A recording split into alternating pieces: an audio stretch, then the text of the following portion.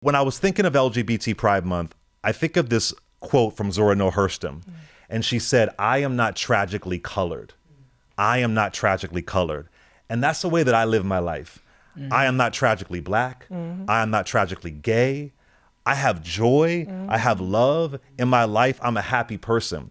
And when I was younger, when I realized I was gay, I thought I was going to die of AIDS. I thought I would never find love. I thought I would never have any kind of happiness. And that is the exact opposite. I thought my life was doomed. Right. So I wonder if a young person is listening right now to see the joy. So I want to start here with all three of y'all. Tell me the joy in living your authentic self as a Black trans person. Tre'vell.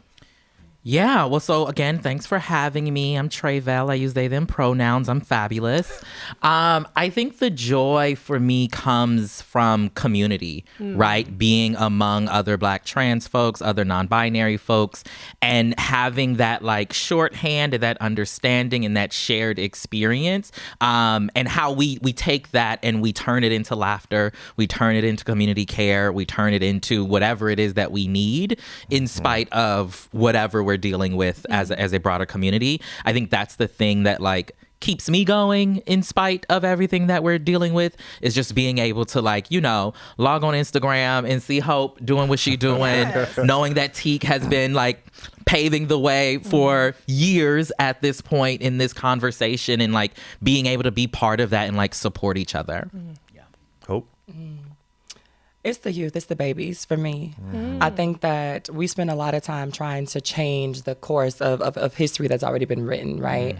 But we don't spend enough time pouring into these kids, especially considering that there are so many more options for them these days than we had, right? Growing up, like you said, there was this idea that like if you did it, once you accepted that, you were accepting AIDS, you were accepting loneliness, you were accepting the criticism that were gonna ultimately come.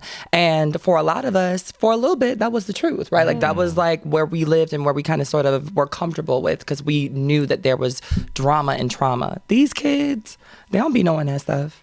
They know activism. They know fighting for their freedom. They understand that there's a life beyond the pain, and they're not jaded by having to get up every day and make a new sign for a new cause at a new school, for a new podcast, for a new video at a new place, where a new founder. Like there are so many different ways that they show up, and it makes me happy because they don't have to fight the way that we did.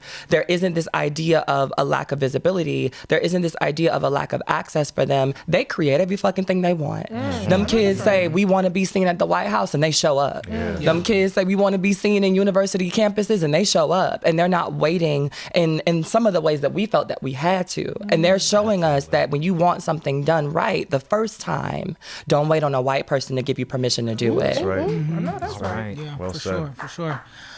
Joy, it's funny you brought that up, because right before I came here, I had another talk to do with this this corporate commercial real estate company, right, for Pride. And one of the first things they asked me was, oh, you know, there's so much tragedy when it comes to trans people in community and outside community. How have you overcome such hardships? And I said, you're making assumptions that my trans journey is one of tragedy, but my story of a trans person is a love story. I've experienced nothing but love in my life. My parents, my family have been completely solid when it comes to me coming out. I came out as a lesbian when I was 14. I came out as trans when I was 23. And there were times where they didn't get it. You know, and even my mother said, I might not understand what's going on with my child, but that's my child. And I'm going to protect him. And if y'all can't get with it, then you can get gone, right? So one thing that I've learned about love is that when you love someone unconditionally, there is no but after that. And that is something that my family was able to show me. So I take a lot of joy in that. And I had to name that during that talk, and name this now so that people understand that you're not any less trans just because your life is filled with love. Just because you haven't had I haven't had a whole lot of hardships. I really haven't. You know, my family has been there. I live in New York City, so I have a beautiful, thriving community. Me transitioning physically, medically was fairly easy because I had the privilege of living in a city where there are all of these resources. And so it's important for me to be a model of possibility in my joy. Because like you're saying, the youth are so important. I started my career working in an LGBT community with youth specifically. And the kids who were the most hurt, who were the craziest, like literally who had the most mental illness, were the ones who were crazy because of a broken heart.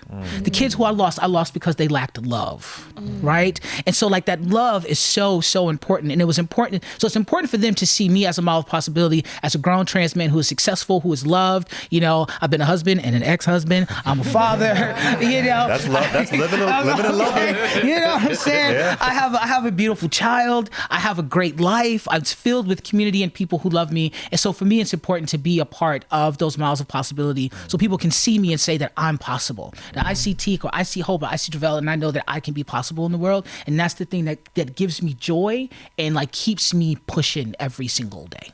That's why we are here. Thank you for that. Thank you for that. Well said. Thank you.